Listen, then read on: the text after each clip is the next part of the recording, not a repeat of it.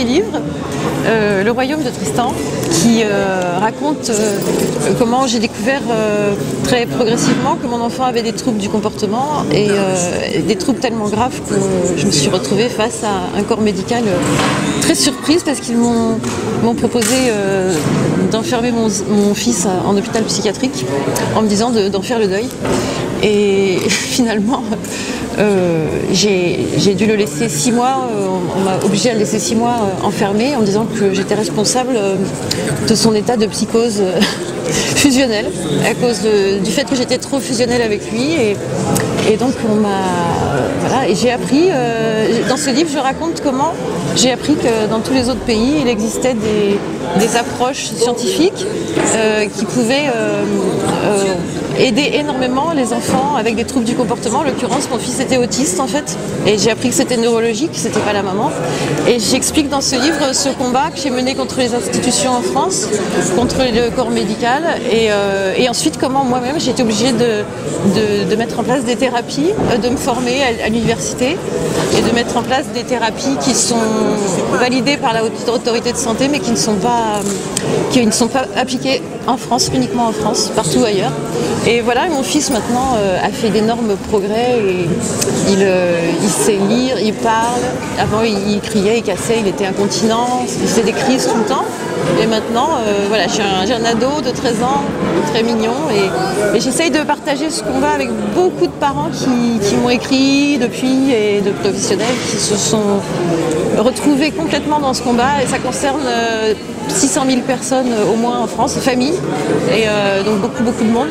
Beaucoup de gens et de professionnels, c'est vrai, se sont retrouvés. J'étais très touchée de me retrouver entourée, recevoir énormément de témoignages après ce livre.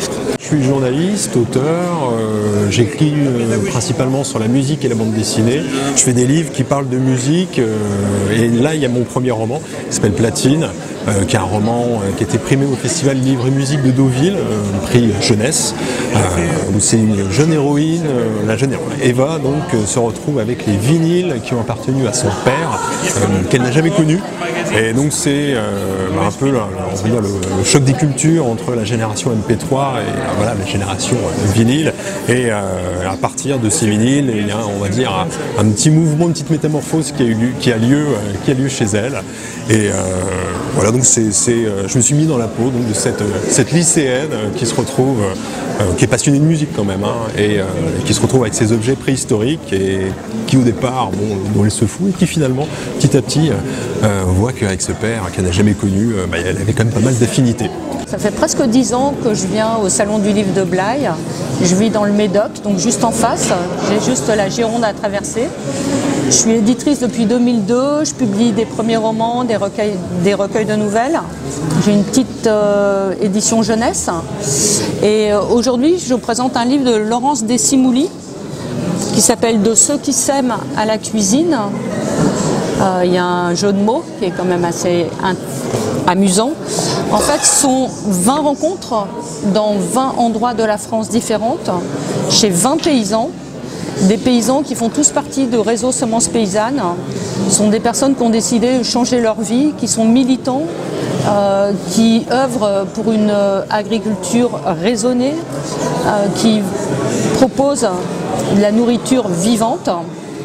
Donc nous sommes allés rencontrer ces personnes, Laurence et moi. Nous leur avons demandé pourquoi et comment elles avaient décidé de leur vie. C'est souvent des personnes qui ont changé leur parcours de vie et qui ont décidé de s'installer, de plus collaborer d'une certaine façon. Et ensuite, elles nous présentent leurs produits. Donc c'est soit des légumes, soit des herbes, soit des céréales. Et elles vont proposer une recette avec ce produit. Et Laurence, qui est cuisinière, qui vit également dans le Médoc, va proposer une recette. Donc on ne peut pas dire que c'est un livre de recettes parce que c'est quand même plus approfondi que ça. C'est encore une fois une histoire de rencontre. Mais c'est aussi un livre de recettes.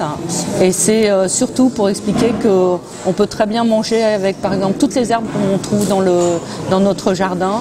qu'on peut manger et faire des très bons plats avec 2 ou 3 oignons. Et juste, il faut avoir un petit peu d'idées. Et surtout, moi, ce qui m'a intéressé dans ce livre, c'est que ce sont des personnes extrêmement touchantes. Et si je fais de l'édition, et je finirai là-dessus, la seule chose qui m'intéresse, c'est de faire des rencontres. Voilà. Eh bien, bonjour Web TV, j'ai le micro le plus petit du monde, je m'appelle Eric Metzger et je viens présenter mon livre La Nuit des 30 au Salon Livre en Citadelle à Blaye. Il parle de la crise de la trentaine d'un jeune Parisien, qui n'est pas moi, puisque ce Parisien n'a pas de barbe. Et moi, comme vous pouvez le constater, j'ai une barbe. Donc, qui vit sa crise de la trentaine le soir de son anniversaire dans Paris. Donc il boit un peu d'alcool, il fait des rencontres. Je ne vous révèle pas la fin. Gros climax à la fin, avec grosse surprise. Voilà. Là, je viens de vous mettre l'eau à la bouche et tout de suite, vous allez acheter le bouquin, j'en suis certain.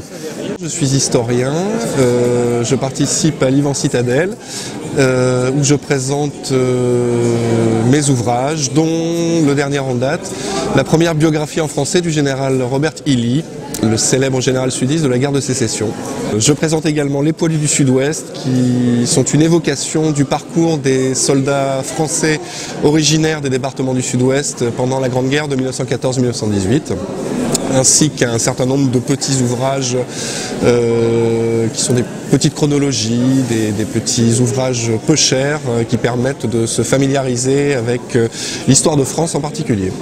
Donc, je suis auteure de livres jeunesse. Mon héroïne a 13 ans, elle s'appelle Mona. Le jour de sa naissance, elle est abandonnée dans un musée. Et le soir de ses 13 ans, alors je ne dis pas comment parce que c'est tout le plaisir de la lecture, c'est le plaisir de la découverte. Elle est projetée dans la Gironde du XIIe siècle. Et c'est dans des livres d'aventures artistico-historiques, on va dire.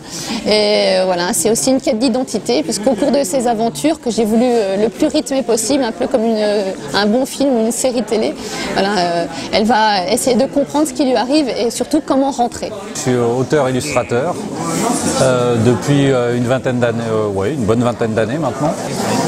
Je fais les dessins, les textes et voilà, des livres pour les tout petits, pas mal de livres objets, des albums aussi avec des histoires, des imagiers. Alors ils viennent de sortir ceux-là, c'est des livres sonores. Donc il y a des pastilles et à chaque fois que l'enfant appuie sur la pastille, ça fait, il y a un son, le son d'un animal. Il y a 2 titres, il y a La Nuit et La Ferme. C'est une collection qui est en train de démarrer. Là, il y a 2 titres qui vont sortir au mois de mars prochain. Je suis déjà sur les 2 suivants après. Et voilà quoi, c'est des univers, donc La Ferme, La Nuit, après il y a la savane, il y aura, je sais plus, la savane, la mer, voilà. Et donc à chaque fois il faut trouver quel animal fait le son et à la fin on les entend tous dans une... Voilà, il y a un panoramique et on entend tous les animaux ensemble dans l'univers dans lequel ils se trouvent. Donc là, c'est la 3e année que je viens au Salon de Blaye, c'est toujours un plaisir. Beaucoup de plaisir de retrouver les copains, l'ambiance conviviale de ce salon. Je viens cette année pour La Pieuvre qui est paru au mois de mars dernier. Et ce roman sorti au Toucan reprend les personnages de mes précédents romans, Daniel Mang, Lisa Esselin, mon équipe de policiers favorite, que je continue à emmener dans mon 10e roman que je suis en train d'écrire. Et le 8e sort au mois de janvier, le 6 janvier au Toucan. Il sera disponible dans toutes les bonnes librairies normalement. C'est une équipe de policiers cette fois bien différente que je développe. L'histoire se situe à Auxerre, dans ma région, dans Lyon. Et j'ai voulu utiliser autre chose que mes personnages principaux préférés. Donc je suis parti sur une équipe de policiers vraiment différente, avec un capitaine un peu obsédé sexuel, une équipe de flics un peu des bras cassés, enfin quelque chose qui est vraiment complètement à l'opposé de ce que je fais d'habitude. Et j'espère que j'arriverai à séduire les lecteurs aussi avec ce type de roman. Je suis bouquiniste et je présente des livres d'occasion, comme tous les bouquinistes, dans le cadre de ce salon du livre. C'est pas la première fois que je viens, il y a eu plusieurs formules.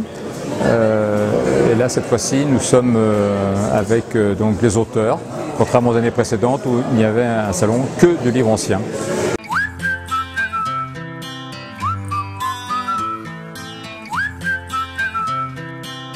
Can you blow my whistle, baby, let me know. Girl, I'm gonna show you how to do it and we start real slow.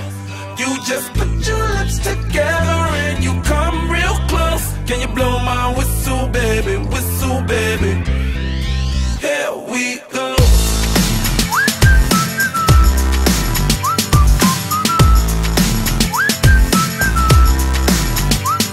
Look, I'm betting you like people, and I'm betting you love freak mode, and I'm betting you like girls to give love to girls and stroke your little ego. I bet you I'm guilty, your honor. That's just how we live in my genre.